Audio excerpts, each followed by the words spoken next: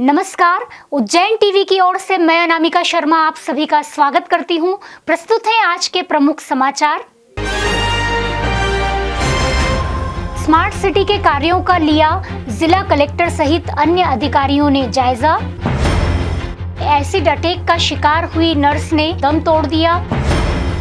मुख्यमंत्री अपना वादा निभाएं, मिल मजदूरों की मांग। स्काउट गाइड का मनाया गया स्थापना दिवस। और न्यायालय के दरवाजे कब खुलेंगे, इसको लेकर पक्षकार और वकील चिंतित। आकार लेने लगे स्मार्ट सिटी के कार्य, कलेक्टर, एसपी सहित कई अधिकारियों ने किया निरीक्षण। स्मार्ट सिटी के माध्यम से महाकाल मंदिर क्षेत्र में किए जा रहे विकास कार्यों ने गति पकड़ना शुरू कर दिया है। स्मार्ट सिटी के द्वारा बड़े रुद्र सागर में Midway zone, Mahakal theme park और सौंदर्यीकरण के कार्यों ने अब मूर्त रूप लेना प्रारंभ कर दिया है। रुद्र सागर क्षेत्र में मूर्ति भी तैयार की जा रही है। इसी निर्माण कार्य की प्रगति का जायजा लेने हेतु जिला कलेक्टर आशीष सिंह, एसपी सत्येंद्र शुक्ला और कई अधिकारियों ने स्मार्ट सिटी मुद्रा फेज 1 के कार्यों का निरीक्षण किया और आवश्यक दिशा निर्देश दिए। कलेक्टर ने रुद्र सागर में किए जा रहे निर्माण कार्यों के साथ ही झील में स्वच्छ जल भरने के लिए किए जा रहे कार्यों की समय सीमा तय करने के निर्देश दिए। भ्रमण के दौरान निगम आयुक्त क्षितिज ने कहा कि रुद्र सागर में मिलने वाले नालों को बाहर से ही सीवरेज लाइन डलवाकर निकाला जाएगा। इस अवसर पर smart city CEO Jitendra Singh Chauhan, अधीक्षण यंत्री धर्मेंद्र वर्मा, यूडीए के कार्यपालन यंत्री केसी पाटीदार सहित अन्य अधिकारी मौजूद थे। पिछले दिनों साईनाथ कॉलोनी में एसिड अटैक का शिकार हुई नर्स ने अस्पताल में उपचार के दौरान दम तोड़ दिया। अस्पताल के स्टाफ ने हमलावर के खिलाफ कड़ी कार्रवाई की मांग करते हुए पुलिस को ज्ञापन सौंपा। माधवनगर स्थित एक निजी अस्पताल में काम करने वाली नर्स पिछले 13 वर्षों से लिव इन रिलेशनशिप में मुकेश परमार के साथ साईनाथ कॉलोनी में रह रही थी। आए दिन चरित्र शंका को लेकर दोनों के बीच विवाद होता रहता था। 3 दिन पूर्व तड़के दोनों के बीच इसी तरह का एक विवाद हुआ। उसके बाद मुकेश ने उस पर तेजाब छिड़क दिया, जिससे वह गंभीर रूप से झुलस गई। हालात बिगड़ने पर उसे इंदौर में इलाज के लिए ले जाया गया, जहां आज उसकी मौत हो गई। इधर पुलिस ने हमलावर मित्र मुकेश पर हत्या का मामला दर्ज किया है। मुकेश को घटना के 24 घंटे बाद गिरफ्तार कर लिया गया। तो हम माननीय अध्यक्ष जी से यही बात करने के लिए आए थे कि ये केस में जो आरोपी है उसे हम जितनी जल्दी और जितनी कड़ी सज़ा दे सकें हम दें। इसमें किसी को किसी चीज़ का इंतज़ार न करना पड़े, क्योंकि बहुत दुखद घटना है। किसी को जिंदा जला देना, किसी या तो मार तो एक बात खत्म होती है, लेकिन किसी को इस तरीके से तड़पा के और जिंदा जला देना, उसकी बॉडी कंटिन्यूसली जल रही है, ये बहुत ख़राब बात है। बहुत गंदा एक्सपीरियंस है किसी के लिए भी, और स्पेशली उसके लिए जो कोरोना में बाकी पेशेंट्स की बहुत सेवा करती थी। वो एक बहुत अच्छी और एक बहुत कुशल नर्सिंग स्टाफ थी, जिसने हमारे हॉस्पिटल में बहुत दिल लगा करके पेशेंट्स की सेवा की है, मरीजों की सेवा की है। तो ऐसे जुझारू से तत्पर व्यक्ति के साथ जब ऐसा कुछ होता है आप मानिए, तो बहुत ख़राब लगता है। तो हम अध्यक्ष जी से यही रिक्वेस्ट लेकर के आए थे, हमारा सारा स्टाफ, क्योंकि सभी लोग काफ़ी शक्ति महसूस कर रहे हैं मानसिक तौर पर। तो हम बस इतनी ही गुहार लेकर के आए थे कि इसमें जो भी हो थोड़ा जल्दी हो और किसी को रुकना और कड़ी से कड़ी सजा मिले। चुनाव से पूर्व मुख्यमंत्री शिवराज सिंह चौहान ने विनोद मिल के श्रमिकों से वादा किया था कि वे जहां रह रहे हैं उन्हें मालिकाना हक दिया जाएगा, किंतु अब उन्हें बेदखल करने की कार्रवाई की जा रही है। विनोद और विमल मिल के मजदूरों का जो पैसा बकाया है वो पैसा पूरा दिया जाएगा मजदूरों को।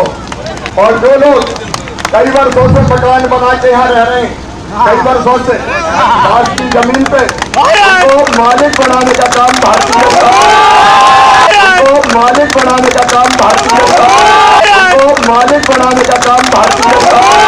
मीडिया से चर्चा करते हुए अभिभाषक नाथूलाल नागर, पवन गरवाल ने मुख्यमंत्री को उनका वादा याद दिलाने हेतु कहा कि अगर हमें मालिकाना हक नहीं दिया गया तो हम जनप्रतिनिधियों का घेराव करेंगे, सड़कों पर उतरेंगे, अनिश्चितकालीन भूख हड़ताल करेंगे।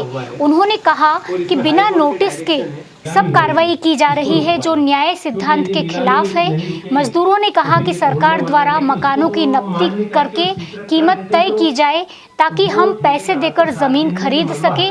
साथ ही हमारा बकाया 80% बाकी है तथा वह पिछले 80 वर्षों से यहाँ निवास करते आ रहे हैं। कभी अगर शासन प्रशासन का असर नहीं हुआ तो जो भी जनप्रतिनिधि हैं इनके घर का घेराव करेंगे, इनका घेराव करेंगे और जन समुदाय को साथ लेकर चक्का जाम हम करेंगे। भारत स्काउट्स गाइड के 70वें स्थापना दिवस समारोह में स्कूली शिक्षा मंत्री हुए सम्मिलित। भारत स्काउट गाइड दिवस के स्थापना दिवस पर आज मास्क वितरण का कार्यक्रम आयोजित किया गया।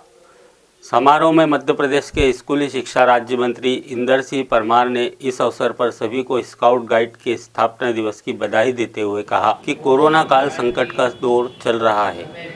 ऐसे में कोरोना महामारी को रोकने के लिए जो मास्क वितरण का अभियान चलाया जा रहा है वह निस्संदेह काबिले तारीफ है। कि स्काउट गाइड्स का स्थापना दिवस है, यहाँ की इकाई ने कार्यक्रम रखा था इसलिए समझे तो। इस अवसर पर विधायक पारस जैन ने भी सभी सदस्यों को स्थापना दिवस की शुभकामना व्यक्त की। आज स्काउट दिवस का स्थापना दिवस था। कोरोना को देखते हुए इसमें भी परिवर्तन हुआ है। पहले स्काउट गाइड में घर घर जाते थे और लोगों को लगाते थे, लेकिन अब के देखते हुए स्काउट गाइड यहाँ मनाया गया है। और स्काउट गाइड पे जो कोरोना को देखते हुए ये परिवर्तन होने के बाद ही आज मास्क का वितरण किया है। हमारे शिक्षा मंत्री जी आदरणीय इंदर सिंह जी आए।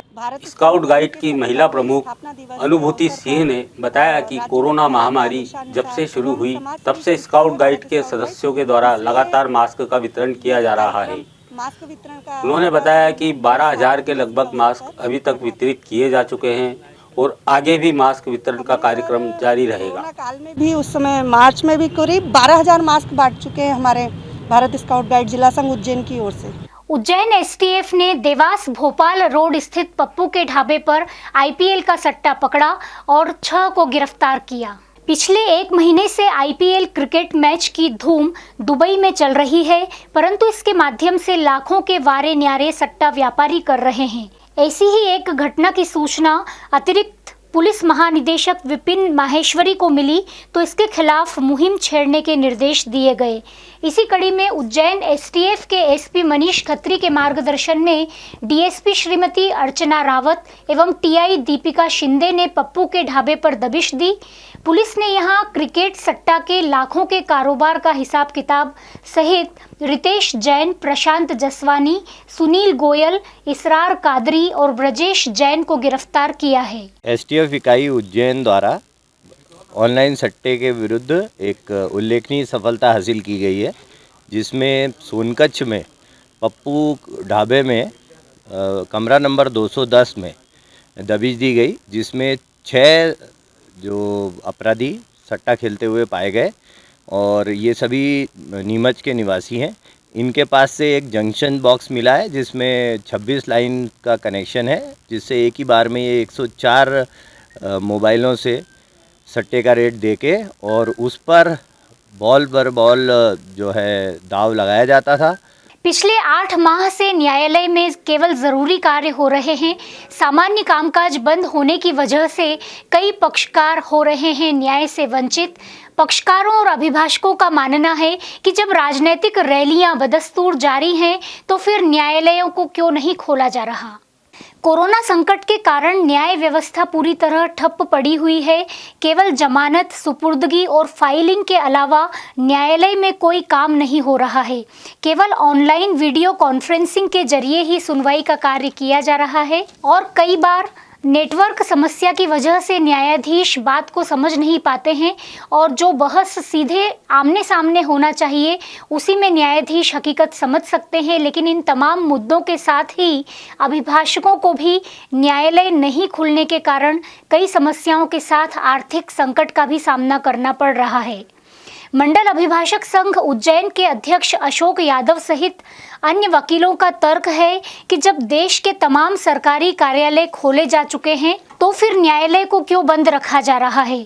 कई पक्षकार भी प्रतिदिन न्यायालय खुलने की आशा में अदालत की चौखट पर दस्तक देते नजर आते हैं, लेकिन 8 महीने में उज्जैन में ही 80,000 के लगभग मुकदमे पेंडिंग हो चुके हैं और अभी भी न्यायालय कब खुलेंगे इसको लेकर असमंजस बना हुआ है।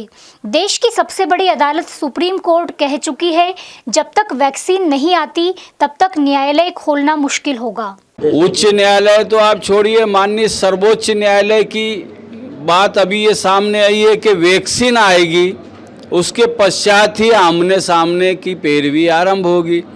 वैक्सीन जनवरी में आती है, फरवरी में आती है, मार्च में आती है, जब आएगी तभी ये कार्य आरंभ करने की बात सामने आई है। 8 महीने तो अभी हो गए, 4 महीने अभी और भी संभावना नज़र नहीं आ रही है। मेरा पति पत्नी का विवाद चल रहा है, तलाक का धारा 13B का। तो विगत जब से कोरोना संक्रमण चालू हुआ है, विगत 8 माह से कोर्ट खुली नहीं है, जबकि शासन के समस्त विभाग प्रारंभ हो चुके हैं। हमने माननीय उच्च न्यायालय को और माननीय चीफ जस्टिस महोदय मध्य प्रदेश जबलपुर को हमने यहाँ पर पत्र यहाँ लिखा है और हमने कहा है कि हमको फिजिकल रूप से वकीलों को अंदर जाकर बहस करने दी जाए। सामने वाला वकील वो और ये दोनों सिर्फ अधिवक्ताओं को अंदर जाने दिया जाए, पक्षकार बाहर रहे, उनको वीडियो कॉन्फ्रेंसिंग के माध्यम से उनके बयान हो जाए। ठीक है, तो हमने ये प्रयास किया, लेकिन माननीय उच्च न्यायालय के निर्देश बार बार हर 15 दिन के बाद आते हैं कि वो अभी न्यायालय खुलने के कोई अंदेशा नहीं है। पति पत्नी के झगड़े में चल रहा है, वो 3 साल से बैठी है उसके घर पे और अब 8 महीने से कोर्ट बंद है। हम आते जाते हैं, जब कहते हैं कि हाँ बस अब कोर्ट खुलने वाला है, वकील साहब करने जाओ तो वो भी क्या करें, वो भी बोलते हैं कोर्ट खुले तुम्हारा काम हो। तो मुख्य समस्या है वो है अंडर ट्रायल मुलजिमों की, जिन के प्रकरण अभी न्यायालय में विचाराधीन है, जिनमें एविडेंस होना है। एविडेंस ना होने के कारण उनका निराकरण नहीं हो पा रहा है और निराकरण ना होने के कारण अनावश्यक वो जेल में सफ़र कर रहे हैं। ये सबसे प्रमुख समस्या है कि एक व्यक्ति जिसको न्याय मिलना चाहिए उसको न्याय नहीं मिल पा रहा है। आइए अब एक नजर डालते हैं उज्जैन शहर में मौसम के हाल पर।